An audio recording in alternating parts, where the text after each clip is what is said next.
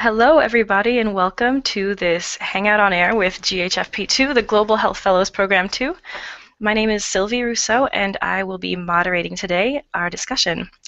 So we have a few things to share with you, and we want to thank all of the 175, almost 200 people with us today. And I see that we do have some viewers still joining. So as we do that, let's go ahead and start introducing the program. So Maribel, could you please bring up the first slide? Sure. So we are the Global Health Fellows Program 2, and we wanted to just note that we are a program of the United States Agency for International Development. We are not the agency itself, so we are administered by that organization called the Public Health Institute. So all of this content is authored by PHI, Public Health Institute, and the nature of our program. So did you know that by the year 2025, it's expected that no country will have a life expectancy of less than 50 years? We just wanted to let you know that in the world of global health, there are a lot of changes, a lot of things happening, and priorities are shifting, and a lot of progress is being made. So in the Global Health Fellows Program 2, you have a chance to join in that work that's being done to increase life expectancies and put an end to preventable death around the world. As I mentioned, is a program of USAID that's implemented by the Public Health Institute. And together we help address the immediate and emerging human capital needs of USAID. We do that by developing a diverse group of global health professionals to support and sustain the effectiveness of the agency's current projects and its future health programs. So as part of that, we have a fellowship program, but we are here today to talk about the internship program. We have a summer cohort of 30 on-demand 30 positions, and we also have on-demand internship positions throughout the year. We also have about 105 active fellows. So the interns work for about 3 months with USAID in Washington, D.C. in various placements. You can go to recruitment.ghfp.net now and take a look at the 30 different positions that we have available for you to apply. And with that, I'm going to let Marshall take it over and talk a little bit about the participant experience in GHFP II. Marshall? All right, thank you, Sylvie. So each one of our participants, including our interns, gets a dedicated participant support person who will be there throughout your internship, from onboarding and through the end of your internship. We start off assisting you with all of your hiring paperwork and the security clearance process. We conduct cohort orientations by start date based on when you get your clearances and when school ends and you're able to start. And throughout your internship, we're there to support you in reimbursements. And should you have the opportunity to travel as part of your internship, which is not an expectation or a requirement, we will help guide you through the process in securing visas, any sort of medical immunizations that you need, and helping you book your travel, and then, of course, submit for reimbursement. So now I think we'll have Christy talk about the internship application process. Christy, please go ahead. Christy, please go ahead. All right, so I think we lost Christy's feed, but she was going to talk a little bit about the technical areas in which our interns work. So our interns do work in many different technical areas, including commodity security and logistics, and environmental health. They work in family planning and reproductive health, in geographic information systems, in health systems, and HIV/AIDS. So they work in, as you can imagine, a number of different disease-related areas, systems-related areas, and geographic-related areas. You can see a full list of our positions again on recruitment.ghfp.net. The internships are paid positions, so these are short-term opportunities, but you do get compensation for that work. It's an opportunity to pull up a seat to the table of global health leadership and gain exposure to very high-level global health work. So in addition to the exposure that you'll get working directly with USAID hiring manager, we'll also provide professional development activities through the course of your internship. During your 3 months, you'll get one-on-one career counseling. You'll get access to workshops, including salary negotiation and other topics. You get a pretty in-depth orientation, as Marshall mentioned, to USAID and to your work with GHFP II. You also get ongoing network and community support within the program. And we have 3 of our interns here who will talk a little bit more about some of the experiences they had doing professional development work. So as an intern, you will be eligible to apply for this program if you are a current student or a recent graduate. Most of our internship positions are at the master's level. We do have a number of PhD, doctoral level positions, and a couple throughout the year that are open to undergraduates. There is no cost to apply to our internships. So when you're applying to your internship, we really invite you to please read the instructions carefully. There is a pretty strict timeline for these internship applications. So we opened the application this Monday on December 15th, and we're going to be closing it on January 5th at 5 p.m. Eastern, and that's sharp. So we want you to really be prepared to give full consideration to the position you're applying for and to write an application that's compelling and that really shows off your best qualities. So apply on time and start that application now. You have the winter break, and we encourage you to make best use of that time. So ask us your questions. You may have noticed that we have a Q&A feature enabled, and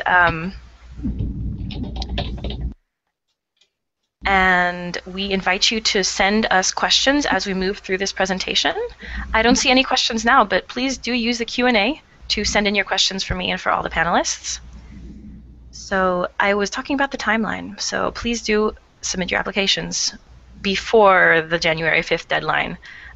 If you all apply at the same time, we probably will crash our servers, but we hope that doesn't happen.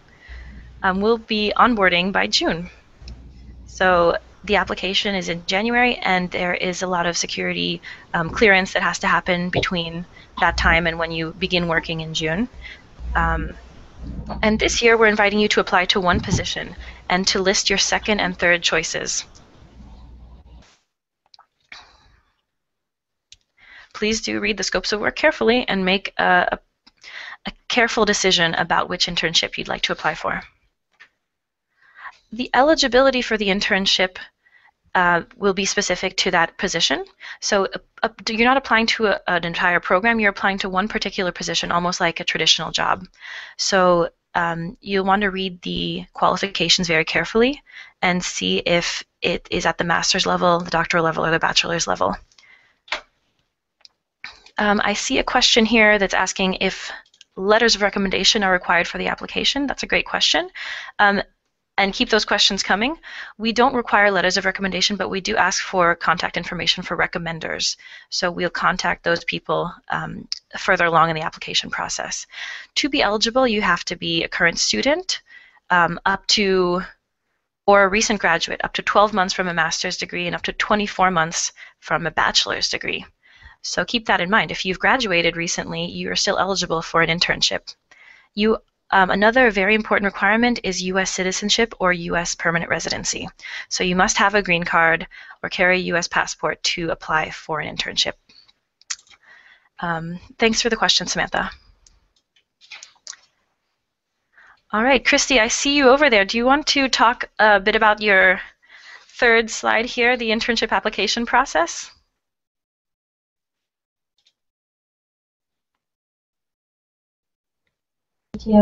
And the applications or the positions have been posted, as you know.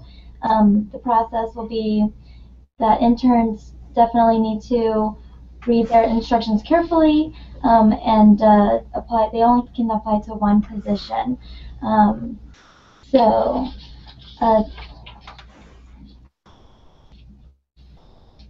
Yeah, and what's involved in the application process, Christy? I'm sorry? What's involved in the application process? Great. So applicants will need to fill out a couple of essay questions, and then they'll actually first select one internship to apply to, and answer a unique contribution essay. Okay. And as somebody asked, the application doesn't require letters of recommendation. Do we require transcripts, Christy? We do not require transcripts. Okay, So great. you can upload a resume and answer the essay questions, and that is all that's really required. A part of it, though, they do need to create a profile in our system, so they'll need to log on to GHFP.net and create their profile there. That's where they'll upload their resume and then answer the 2 essay questions, and then the unique essay question for the one position they want to apply for. Okay, thank you. Jennifer, there was talk about some essays. Can you perhaps tell us a bit about these application essays and maybe go into a little bit about what we're looking for in these essays, as they are an important part of the application process, no? Sure. Hi, everyone. So, yes, getting into the essays, we have 3 essays that we have this year that we've kind of changed around for those who are probably familiar with our essay process. We have, this year we're requiring the bio statement, and then the second essay, you've probably seen it before, which is, in what ways have your life experiences shaped your perspective about working in global health and serving in a resource-challenged community? As well as what are the last essays, what are the unique contributions that Christy mentions do you expect to make to this internship, and what do you expect to gain? So I think I'll get a little bit into what these mean. Now, with the bio statement, what we do want for you to do is summarize your experience. Think of it as your elevator speech. If you had 30 seconds to talk to someone about your skills and your experience, what would you say to them about yourself to give them a good picture about your experience and the type of work that you've done, including your interests? So we want you to show your skills. Think about the technical skills that you bring, as well as the behavioral. This is your chance to talk about some of the behavioral skills that you might bring to the table. Express your passion and your interest. Provide clear and concise, error-free communication. We're looking very closely at your writing skills and your writing abilities, especially for the internships. They are writing lots of reports. They're putting together a lot of documentation, and that's probably one of the top points that we're going to be looking for, or what we rate the highest, rather. So please be very clear, concise, and make sure that your sentence structure is in the story that you're giving us makes sense. Don't provide date of birth. We honestly don't need this information. It's not going to help us in any way in determining whether you're the best candidate for the job. Do not repeat essays. We see this quite a bit, which takes away points. It tells us you're not creative. There are 3 very different essays, and we're expecting that you're providing us with information to help us determine if you're the best candidate. And please don't wait till the very last minute. So the positions are open. I'm sure you're all aware. Please go in and create your essays, but take your time. Have someone else read for you. And we're expecting really good essays this year from all the type of information that we're providing to you ahead of time. Next slide. So the second essay is really, this is where we use distance travel, is what we call it. What challenges, what obstacles have you had to overcome to get where you are, to even think about a global health career. How did you get to this point for you to be interested in global health? This is where you're going to tell us your story. Even if you had access to different resources, how were you able to utilize them? This is what we want to hear from you. This is actually a very important piece and a very important essay to us, is that life experience that you bring to the table. The last essay, this is usually associated with the position that you define, is what unique contributions do you expect to bring and what do you hope to gain? Now, this is where we assess, have you taken time to read the scope of work? Have you researched anything to do with our program and USAID and the projects that they do? This is where you talk about your current and past projects. How can you relate what the scope of work is looking for and what you bring to the table? What experience do you have that you can relate? I can't tell you how many times I read essays that don't even say anything about what the position is looking for. And to us, it shows no interest in the position. You didn't take the time to read what they were looking for and to relate what you have to what you bring to the table. Okay, thank you. Thanks, Jennifer. So now I'd like to introduce our 3 interns who have joined us to share a bit of information about their experience as an intern, and also to give you insight about what their approach was to the application. Parisa was an intern with us in 2013, summer of last year. Could you please just introduce yourself and tell a bit about who you are and what you're doing now? Can you guys hear me okay? Yeah, I can. Okay, great. Hi, everyone. My name is Parisa. I'm from New Jersey. I completed my bachelor's degree in public health and Middle Eastern studies from Rutgers University. After Rutgers, I joined the Peace Corps and served for 2 years in Botswana, focusing on HIV/AIDS community capacity building. After the Peace Corps, I went straight to grad school and completed my master's in international health policy and management from Brandeis University. And right after that, a week after I graduated, I started my internship with the Global Health Fellows Program. And while I was there, I was an HIV/AIDS care intern, care and support intern with the Office of HIV/AIDS at USAID. And while I was there, I worked on evaluating and rating a lot of the abstracts in our pain management program there. And that involved a lot of research and attending different technical meetings. Towards the end of my internship, I went on a TDY, or a trip to Mozambique, for 2 weeks, which was great. When we were there, we met with the Ministry of Health, different USAID colleagues, various partners, and we also conducted a few trips into the field. So it was a great experience, and I'd be happy to answer any questions about my 3-month internship. Thanks so much, Parisa. And I think we've got Julia back. Julia, could we ask you to introduce yourself now? Yes. Can you hear me this time? Yes, we can. Oh, great. Wonderful. It wasn't letting me unmute myself before. But anyways, I'm Julia Holtemeyer. I'm thrilled to be here today. And I was the Gender and HIV intern with the gender team in the Office of HIV and AIDS in the Bureau for Global Health. It was a fantastic experience, really great. I had a 3-month internship from the end of May to August, but then I was actually able to work with my team and extend my internship for another 3 months. So I just finished last month, fairly recently. And I'm also a student right now at GW doing public policy and women's studies. So doing gender and HIV policy work was absolutely wonderful. It was a great fit for me.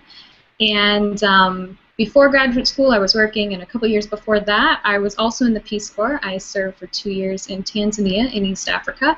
And though my primary project was in education, I was a math teacher, as a lot of Peace Corps volunteers do in sub-Saharan Africa. I did HIV education, prevention, and care work. So that was where I got started in the HIV. Wonderful. Thanks for the introduction. And now let us turn it over to Violeta, who will introduce herself. Hello, everybody. My name is Violeta Yevstignieva, and I'm the Monitoring and Evaluation Intern for the Neglected Tropical Disease Group here at USAID. I'm going to use the NTD abbreviation from now on, so just so you know. A little bit of my background, I did my undergraduate degree in biomedical sciences at University of South Florida, and then I went directly into my master's. I did a master's in public health, specifically in global health, with a focus on design, monitoring, evaluation. So this internship was really an ideal fit for me in terms of my technical expertise and my interest in infectious disease. I've done a number of research projects with neglected tropical diseases like Chagas. I did worked 3 months in Mexico for a Chagas disease project for my master's thesis. And just to give you an idea, this was actually my second year applying through the GHFP internship program. And the second year was obviously more successful because I got the position. So far, I've really been able to apply the skills that I've learned in my master's program and to understand the monitoring evaluation structure within USAID, specifically in my program, the processes, the strategies, and the tools that this specific program uses.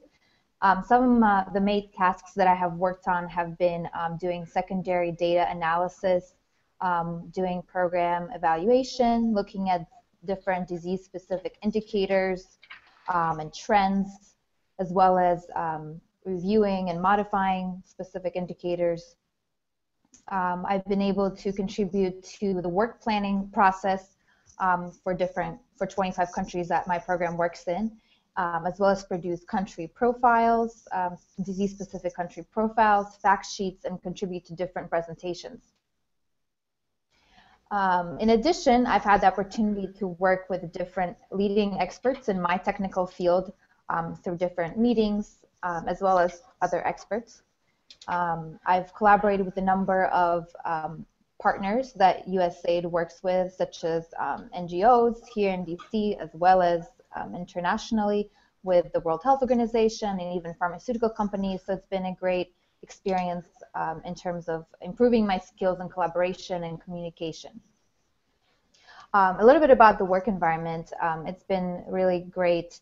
I've felt very included in the team, and everybody has been very helpful. I feel like in this internship compared to others, I've had a little bit more responsibility and much more independence, and I really feel like an integral part of the team here. And just to say about the professional development, I think that's really an excellent part of this program. First of all, you get to really learn about the environment of USAID, what role they play domestically and internationally as a donor. And this skill is really crucial if you're going into any international development work or global health work. And it's a way to really grow your network. I've met a lot of great interns as well as people, professionals at USAID, so I've really developed my professional network. And I've had great support here at GHFP for professional development skills such as resume writing and job search. And I've attended a number of interesting talks. For example, Ebola right now is a very important topic, and I've had the opportunity to attend a few meetings here and really learn what's happening on the ground as we're leading the effort to combat Ebola.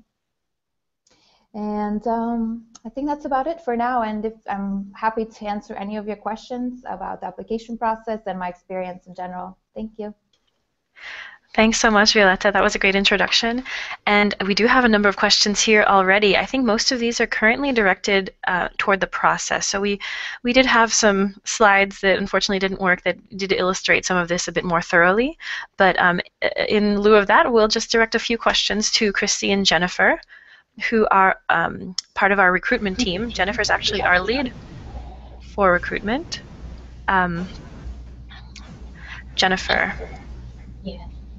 What is the timeline for interviewing and notifying applicants? Well, they are only going to be very, very rough timelines because the idea is the positions close on January 5th. We will review and finalize the review process the second week in January. We will then send over the referrals, and we expect that the hiring managers will be selecting who they want to interview, hopefully towards the end of January, but into February, which means decisions should be made, I want to say towards the end of March, would be what we can anticipate. Each position or availability will be different for, again, for each position, the timelines might be different. But we hope to complete everything until at least finalize and make offers. We're looking into March, really, and then begin the onboarding process to hopefully have everyone on board in June.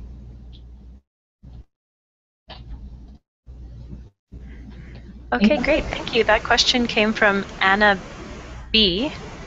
We have another question here about references. And Christy, I know we addressed this earlier, but let's just repeat it. Ben B is asking, the initial profile requires references. Will they be contacted, or are they only if we apply outside of the internship? We don't contact references unless the candidate advances in the process. If the hiring managers would like to see the references, that's when we will ask the candidate if they can provide us or confirm the references that are in their profile, or they can provide more if necessary. Thanks, Christy. So the references are just for the next round. Okay, got it. So here's an interesting question. Somebody who is in medicine, and I'm going to broaden the question a little bit. They're asking if they are still eligible to apply if they finish their MD in 2011 and their MPH in 2010. I can tell you, Scott Bussell, that unfortunately you're outside of the range for the internship application. You may be eligible for a fellowship. Here's a question to all of the interns about the educational backgrounds that you've seen in your colleagues, and if you come from a background that's clinical, maybe nursing, maybe dietetics, maybe medicine, how does that help your skill set, or what unique points of view do you see from those people?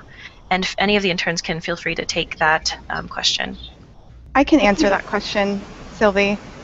I think that's a great question. I don't have a medical background, but from my experience in Mozambique, we were there for about 2 weeks. We did a couple home-based care visits. And my on-site manager, who I was traveling with, she has a medical background. So I found it very beneficial for her to explain to me some of the technical terminology in the kind of pain that people with AIDS were suffering from. And also we did a couple visits at the medical dispensary in local clinics and a hospital in Western Mozambique. So just to have that knowledge, I think that's to your advantage, especially depending on what position you're applying to. Thanks. Do any of the interns want to speak about their personal background and how maybe work in M&E or work in Chagas or work in women's issues or gender issues has contributed to the policy work that they were able to do with USAID? Go ahead. Did you? Okay. So when I'm just going to talk about Mozambique because it was pretty much the highlight of my internship experience. After we did the field visits and we met with the Ministry of Health and other USAID partners, at the end of our field visits, we came back to the USAID office, and we pretty much put together a presentation for the USAID staff, giving them recommendations on how they can improve the care and support interventions that are going on in the country. So I found that really interesting to kind of see what it was like from the policy perspective at the international level, and providing that kind of advice and feedback to folks who are at the country level. I hope that answers the question. Yeah, thank you. And I think, Julia, you had something to add maybe? I did, yeah, thank you. Having academic background in policy, public policy, as well as women's studies and gender analysis was very helpful for me because at USAID, of course, I got to see how USAID does things and the policies they have on gender analyses, as well as how to actually go about doing them and having partners do them. So it was helpful for me to come in with a bit of background already and then see how USAID is implementing it rather than learning what the processes actually are. But I was working in gender and HIV, but I didn't have much of an HIV technical background at all, but coming in with the gender and policy expertise really allowed me to learn about HIV as I was working on it. Thanks, Julia. And that's a question I think a lot of people have as they're applying. You know, I don't have a specialized skill set already in HIV, let's say, but I do have another part of this skill. How do you present those things, maybe thinking back into your application? How were you able to convince somebody that you were going to be able to be a good fit for this job? Mm-hmm. Well, I think it's very important to focus on the skills that you actually do have. And of course, you know, if the job is in gender and HIV, I'm just to take my example, I just, as well as my academic experience, volunteer experience, anything, previous work experience I could throw in that related to policy and gender. And then stressed that although I only had a very small amount of experience working in HIV, I was very interested in it, and I thought it was very important, and you know, I knew how the two were related. So making sure you play up the skills you do have, and then that you're very interested in expanding your expertise to those new ones. Thank you. Violetta, did you want to add something? Go ahead and unmute yourself, yeah. Okay, you can hear me now? Mm-hmm. So I wanted to speak a little about you know, policy backgrounds and different backgrounds. I think it's a very diverse group of interns and fellows that come to GHFP. For example, my undergraduate degree was in biomedical sciences, which is more of a scientific degree, and then my master's was more of a programmatic technical degree in M&E. But I feel like, so no policy background really, you know, I got a little bit of that during my MPH program, but this is definitely a new field for me. But I think with those two things, you're able to apply them, and here, one of the reasons I'm here is to really learn how policy works and how decisions are made, and that's why usually most of the teams are very different, and it's a multi-disciplinary type of team where there's public health experts and more medical experts and policy experts, so it's really important to know how to work together to come up to make decisions in this type of environment. Thank you. You bring up, you know, the point about working together and working collaboratively with people who are different from you. Maybe you can speak a little bit about the different partnerships that you had, and Roderick Renfrew is asking, what is a typical work day? Is the cultural 12-hour day an 18-hour day or regular hours? And maybe we can talk a bit about the work culture and the attitude that people bring to their work in global health. I can just quickly speak to that. It's definitely Sure. a very demanding environment, such a very fast-paced type of environment, so you always have to be ready for different requests, different policy, you know, different type of written requests. And I would say, you know, it's normally an 8-hour day, but sometimes it's a much longer day. It just depends on the time period throughout the year. We've had some times where we had agency reporting deadlines, and during those times, we've definitely had to put in extra hours to complete the assignments, just like in most jobs. Does that answer the question? Yeah, thank you. Do Parisa or Julia want to talk about the work environment and the attitudes of people they're working with? Go ahead. I would love to. I also found it was definitely a fast-paced environment, but very exciting and fun to work in.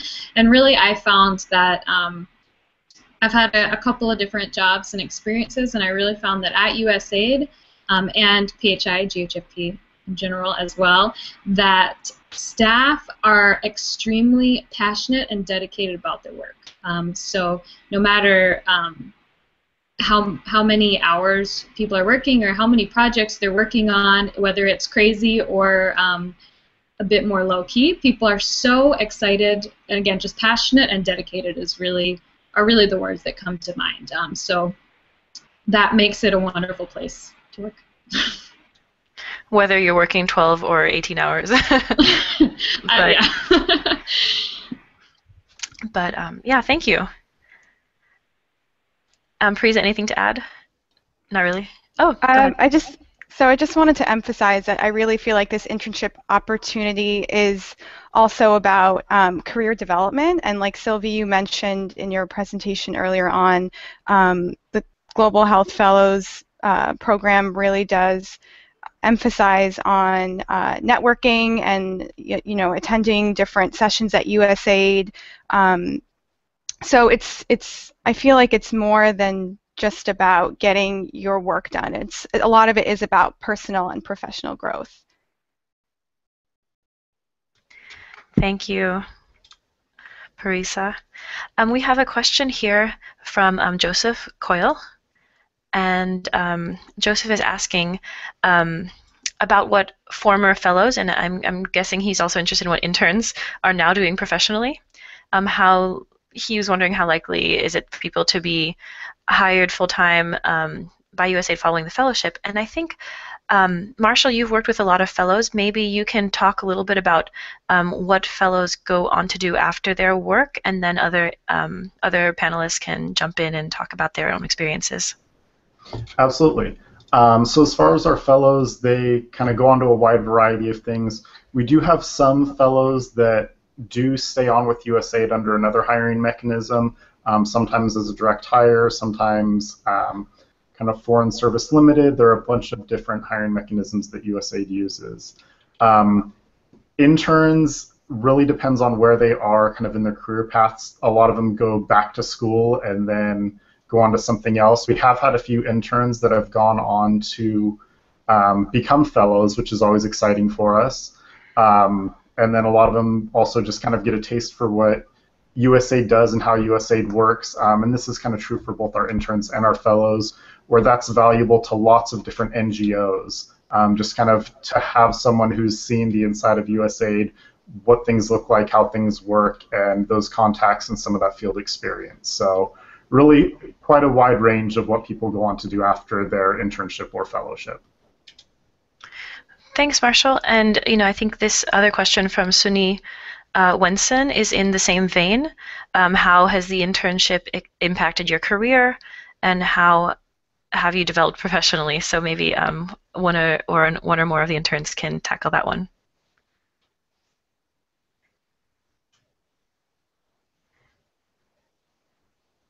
Takers? I'm about to go into my that guy who took a day off from school. That's that guy's name. I'm happy to talk a little bit. So I'm still in my degree program right now. So over the summer I was able to work full-time, but now that classes are back in full swing, I can't work full-time. I guess I know that this experience will absolutely help me to find a job once I graduate, whether it's looking at fellowships and talking with former colleagues at USAID, or all the millions, it seems, of partners who will be hiring, hopefully. Thank you. Mm-hmm. Other inputs about how the internship has impacted your career? Has it maybe confirmed, or from any of these interns, has it maybe confirmed or changed your mind about the particular field you wanted to work in, a particular specialization that you see yourself going down, or maybe opened up new doors for you?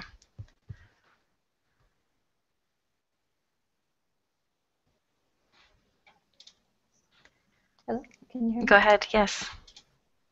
Well, how this internship has helped in terms of my professional development, it's definitely helped understand the USAID structure and how it is, what role it plays internationally, and how funding decisions are made. What is USAID looking for from partners that apply for grants and contracts?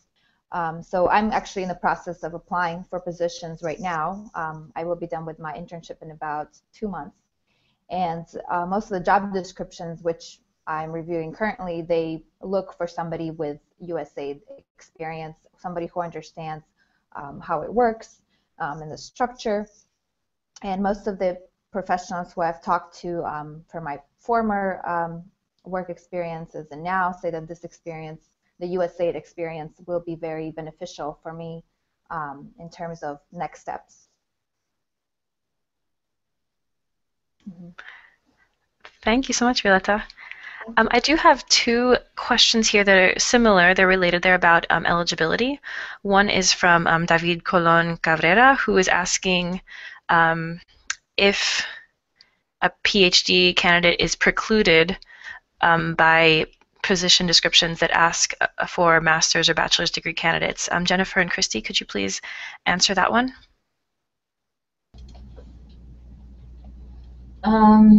So it depends. What we do is we do have PhD positions. If the position says that the requirement is a master's, we are expecting that you haven't been out of school, or you're enrolled in a master's program and haven't been out of school for more than a year. If you went immediately from your master's to your PhD, you would still be eligible as long as it's within that year. If you see something that you really like. Now, we can make exceptions, but we would have to revise the scope and repost as a PhD. Because at the PhD, the requirements are different, including the roles and responsibilities will be elevated for the PhD candidate versus the master's versus the bachelor. So each position, when posted with the degree requirement, is we take into account the level of work that we're expecting at each level. So the PhD has high expectations, mostly publications. So that's the difference, and that's why if we do specify that it's a PhD position requirement, then we're expecting more, and especially publications. I don't know if that helps to answer. It's a little complicated with the PhD. Okay, thank you. So positions are specific to the degree level, in other words. Okay, thank you. And then this one is from a graduating senior, Quinn Hirsch, who will be enrolled in the fall but is not yet matriculated. Is this person eligible for master's level positions, internships? So if you're going to be enrolled, but we don't have evidence of that, we cannot consider you. You have to be enrolled. We have to see something that requires that or shows that you're enrolled. Now, by the time we're interviewing, if we can have that evidence, only because at the time of, once we're making offers, we're also checking on degrees. So just to meet that requirement alone, which is a requirement for us, we have to see that evidence. So if you're not yet enrolled, by the time we're checking for degrees, unfortunately, you're not eligible. Got it. Thank you. And do keep these questions coming in. These are great. Thank you, audience members. Thank you, Quinn and Jennifer Kaindi. We have a question here that is from Anna B. again. Thanks, Anna B. And this one, I think, is open to any member of the panel who chooses to answer it. She's asking, in choosing an internship to apply to, since you can only choose one, but you're often interested in more than one, what is more important for a strong application, the relevant work experience or an educational background that's directly related?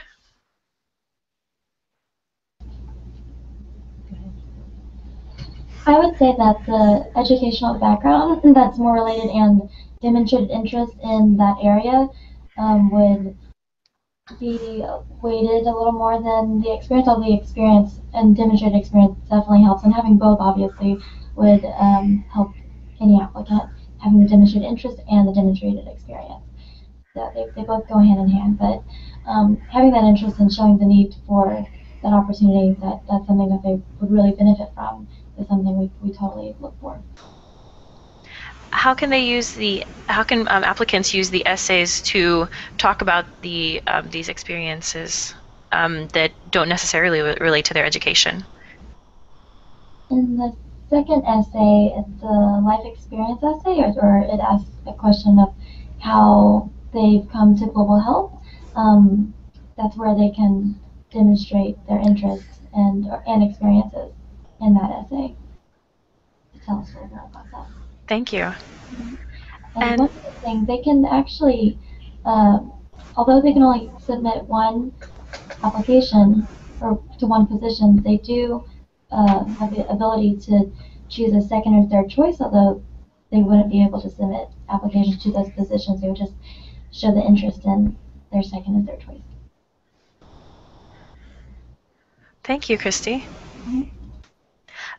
And this kind of relates to another question that I'd like to pose to, maybe we can start with Julia, since she was talking earlier about the passion of her colleagues. In all of our communications, we emphasize the need to demonstrate your passion, whether it relates to your education or not. And this passion can be for a number of different things. But Julia, what are some of the things that people are passionate about, and how do they talk about it? How do you know that people are passionate about those things that relate to global health? Sure. Thanks for giving me the opportunity to talk about this. I think people certainly show their passion and dedication by their general knowledge of not only the programs that they're working on and other programs around the world or new research that is in the area that they're working in, but also by being aware of other things outside of what they're working on. So I was, I felt as though even I was talking with someone, for example, working in prevention, and then discovered that person was also a pediatrician, and I was like, oh, I didn't know that. So people just have a lot of diverse experiences outside of what they're currently working on. And that passion, I feel like it just kind of spreads throughout what they're working on, as well as, even if they're not working on a project, talking with colleagues about other things colleagues are working on, so that they have a better sense of what else is going on at USAID and things they're interested in general. Thanks, Julia. So what I'm hearing from you is people can demonstrate their passion by engaging in issues they are passionate about and talking with others? Yes, that is a great way to say what I just tried to say. Yeah, and also I think, as others have mentioned, there are so many not only professional development events that GHFP and PHI work to put on for the interns, but also at USAID and the Wilson Center and partners. There are so many events, brown bag lunches and web presentations and everything that people who aren't even working on an issue might just be interested in and go to. And they're often open to the public, so even if you don't get an internship, you can still check out the Wilson Center and go to events. Thanks. I do remember one of our former interns who was a philosophy major, and this goes back to the question about, does my education need to be directly relevant? Well, this is a philosophy major who attended something, a brown bag kind of event at his university in Alabama, and it was about the HIV/AIDS epidemic, particularly in Africa, and just by attending one of those things, it sparked a passion for him. And he became an intern with us, and went on to continue working in global health from that, beginnings of really kind of a one spark point, just attending an event, and then, using that to continue to let your passion grow and do let it come through in your applications for us. Bob, I think you wanted to add a little bit about what Christy was mentioning with education, work experience, and how to talk about those things in your application. And I'd like to introduce Bob, who is our Senior Advisor for Communications, Outreach, and Diversity here. Yes, thanks, Sylvie. Yeah, I just wanted to kind of add on to, excuse me, a little bit of what Christy was talking about earlier. And one of the things that we're looking for, and I think that hiring managers also are going to be looking for, is the ability to take what you've learned in the academic setting and transfer it successfully to the work setting. So I think that's really especially important for folks who are just beginning their careers, because they are two very different worlds: the academic world and the working professional world, and they have different priorities and sort of different ways of going about things. So being able to take what you've learned and move that on into a professional career, I think, is going to be critical. Thank you. Thanks, Bob. And I think, yeah, exactly, that's where the experience comes in. All kinds of work experience are valuable, and Christy and Jennifer mentioned this earlier, but even volunteer experiences can be treated in a resume or in your application essays as places where you've gained skills.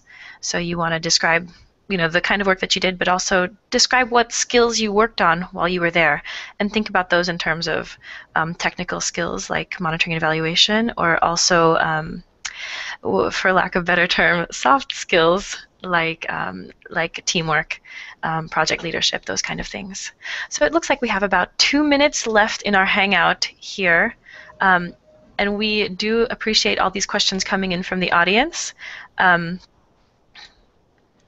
I would like to now just open it up a little bit to our 3 interns. If you have any closing thoughts that you'd like to share with potential applicants. As well as Marshall, Bob, and Jennifer and Christy. Please feel free.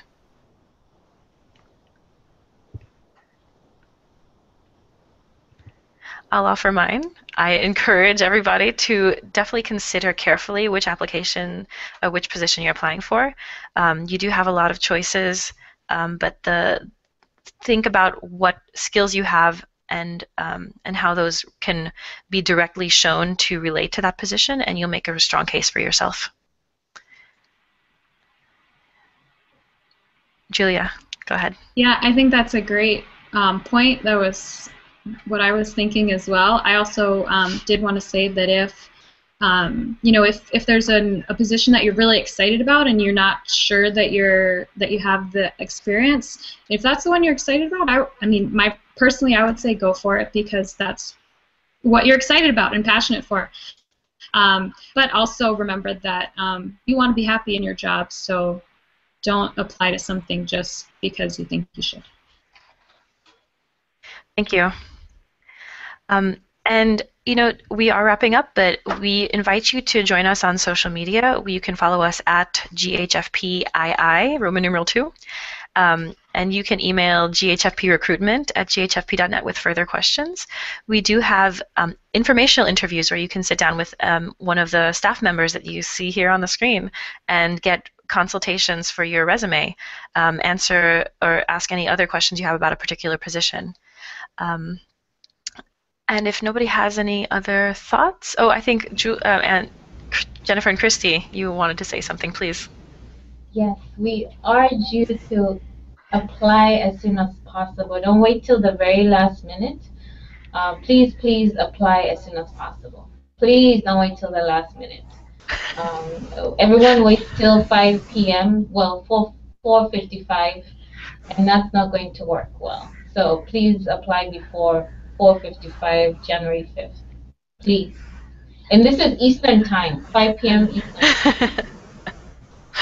Yeah, today's the 18th. You have a lot of days, everybody.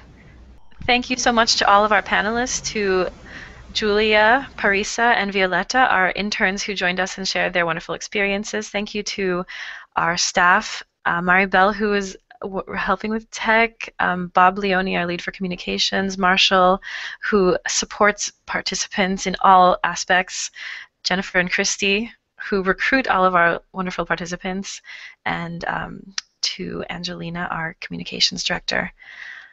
All right, with that, we're going to wrap up this Hangout. We hope that you got something useful out of this, and we invite you to continue to stay in contact with us. We'll be posting this online at our YouTube page, and you can follow us on Facebook, Twitter, LinkedIn, and send us an email. We'd love to chat. Have a good afternoon, everybody.